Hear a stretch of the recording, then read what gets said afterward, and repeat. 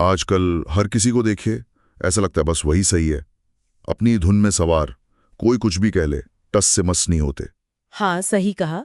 और ये जिद ना हमें एक ऐसे किरदार की याद दिलाती है जिसके पास ज्ञान का आप कहिए अथाह सागर था, पर शायद अहंकार की एक बूंद ने सब खारा कर दिया। रावण। तो आज हम रामायण की कथाओं और जो चरित्र विश्लेषण मिलते हैं, उनके जरिए इसी पहेली को थोड़ा कुरेदेंगे कि रावण असल में परम ज्ञानी था या सिर्फ अभिमानी। चलिए इस पर जरा गहराई से सोचते हैं। रावण का जन्म ही आप देखिए विरोधाभासों से भरा है।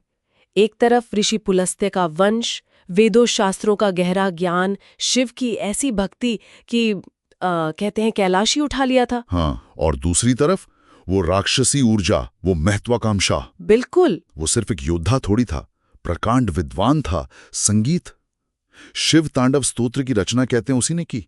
ज्योतिष, आयुर्वेद, वास्तु और सोने की लंका भी तो उसी ने बनाई। हाँ, वो सब तो था। और फिर वो ब्रह्मा जी की कठोर तपस्या, कथाओं में आता है कि 10 बार अपना सर काट कर चढ़ाया। 10 बार, इसीलिए दशानन कहलाया। हाँ बिल्कुल। ब्रह्मा जी प्रसन्न हुए, वरदान दिया, वो अजेयता का और वो नाभि में अमृत वाला। ज्ञान और शक्ति का मतलब अद्भुत संगम था। पर इतनी तपस्या, इतना ज्ञान, और फिर भी अंत वैसा हुआ। वही तो, शायद यहीं से अहंकार का बीज पनपने लगा। जब इतनी शक्ति और इतना ज्ञान मिल जाए ना, तो विनम्र बने रहना ही सबसे बड़ी साधना होती है। आजकल तो जरा सी इंस्टाग्राम फॉलोइंग बढ़ जाए तो लोग हवा में उड़ने लगते हैं। खैर, हाँ वो तो है, पर रावण के साथ ये अहंकार विनाशकारी साबित हुआ। तो ये बदलाव कैसे आया? इतना ज्ञान और शक्ति पाकर भी वो चूक कहाँ हुई? ज्ञानी से अभिमानी कैसे बन गया? देखिए, ज्ञान जब विनम्रता छोड़ देता है ना, तो वो जहर बन जाता है। उसे दिखने लगा कि देवता भी उससे डरते हैं, तीनों लोकों में उसकी धाक है, तो बस वो अहंकार बढ़ता गया। शक्ति की चाह विवेक पर हावी हो गई। और शायद इसी अहंकार का सबसे बड़ा सबूत है सीता जी का हरण। निसंदेह वो सिर्फ किसी स्त्री का अपहरण नहीं था, वो सीधी सीधी मर्यादा की, धर्म की अवहेलना थी, राम के पौरुष को चुनौती थी। वो प्रेम नहीं था, वो अपने अहंकार को संतुष्ट करना था। और वो भी धोखे से, साधु का वेश धरकर। लक्ष्मण रेखा पार करवाना, ये कहाँ का ज्ञान था? बिल्कुल, ये उसके ज्ञानी स्वरूप के एकदम विपरीत था। उसने अपने ज्ञान का दुरुपयोग किया। फिर सीता जी को अशोक वाटिका में रखा, सम्मान से, छुआ तक नहीं, पर इंतजार करता रहा कि वो खुद झुके। ये भी तो अहंकार ही था। हाँ बिल्कुल, वो चाहता था सीता उसकी महानता स्वीकारे, उसके सामने झुके। अहंकार प्रेम नहीं मांगता, वो समर्पण मांगता है, चाहे जबरदस्ती हो। जब ऐसा अंधेरा छाता है ना अहंकार का, तो सही सलाह की रोशनी भी नहीं दिखती। कहते हैं हर बड़े पतन से पहले चेतावनी जरूर मिलती है। रावण की जिंदगी में ये चेतावनी उसके अपने ही लोग लेकर आए। सबसे पहले उसका भाई विभीषण। विभीषण तो धर्म पर चलने वाला था। उसने समझाया भी, भैया राम कोई साधारण मनुष्य नहीं है, वो ईश्वर हैं। सीता माँ को लौटा दो, इसी में कुल की भलाई है। कितनी सही बात कही थी। पर अहंकार कहाँ सच सुनता है। रावण गुस्से से भर गया, विभीषण को कुलद्रोही कहा, भरी सभा में अपमानित किया और लंका से निकाल दिया। उसने सिर्फ अपने भाई को नहीं निकाला, उसने अपनी अंतरात्मा की आवाज को, अपने विवेक को निकाल फेंका। और सिर्फ विभीषण ही क्यों, मंदोदरी उसकी पत्नी, वो भी तो नीतिज्ञ थी, पतिव्रता थी। उसने भी बार बार चिताया, राम की शक्ति के बारे में, सीता हरण के भयानक परिणामों के बारे में आगाह किया। पर रावण अपनी ही धुन में। घरवाले, भाई, पत्नी सब कह रहे हैं कि रास्ता गलत है, पर मैं ही सही। कुछ जाना पहचाना सा लगता है ना आज भी।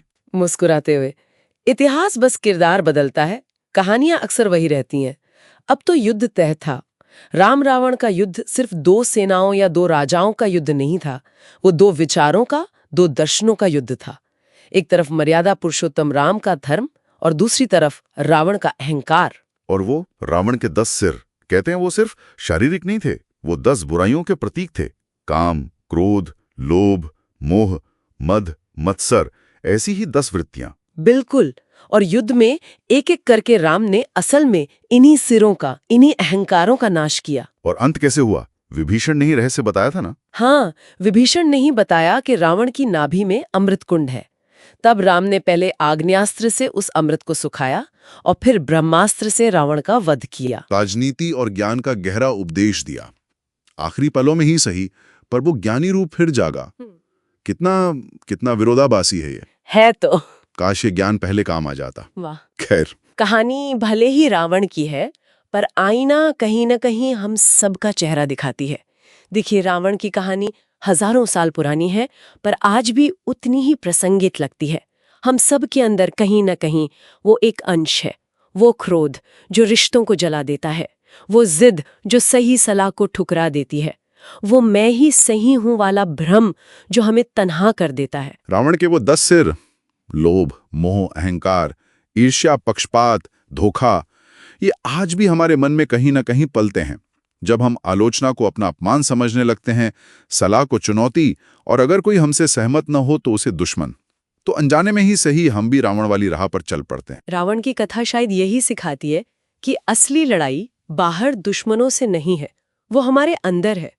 अपने अहंकार को पहचानना, उसे साधना, उसे जीतना, यही असली विजय है। ज्ञान बहुत जरूरी है, पर विनम्रता के बिना वो दिशाहीन है, विनाशकारी भी हो सकता है। सोचिए तो, कितना कुछ था रावण के पास। ज्ञान, शक्ति, कला, भक्ति, मतलब सब कुछ तो था, पर सिर्फ एक अहंकार, उस एक अहंकार ने सब भस्म कर दिया। सोने की लंका जल गई। काश थोड़ी सी आत्मजागरूकता होती। हाँ, शायद थोड़ी सी सेल्फ अवेयरनेस होती तो कहानी यकीनन कुछ और होती। और हाँ, अगर रावण को थोड़ी सेल्फ अवेयरनेस होती तो क्या पता, शायद वो भी अंडर स्ट्रेस निंजा का सब्सक्राइबर होता। बिल्कुल। तो जाइए अंडर स्ट्रेस निंजा चैनल को देखिए, और अगर ये बातचीत, ये कहानी आपके दिल के किसी तार को छू गई हो तो इसे पसंद करें, अपने दोस्तों के साथ साझा करें, और हाँ, हमारे साथ जुड़े रहने के लिए सब्सक्राइब करना बिल्कुल न भूलें। अगली बार फिर मिलेंगे एक नई कहानी, एक नई पड़ताल के साथ। नमस्कार।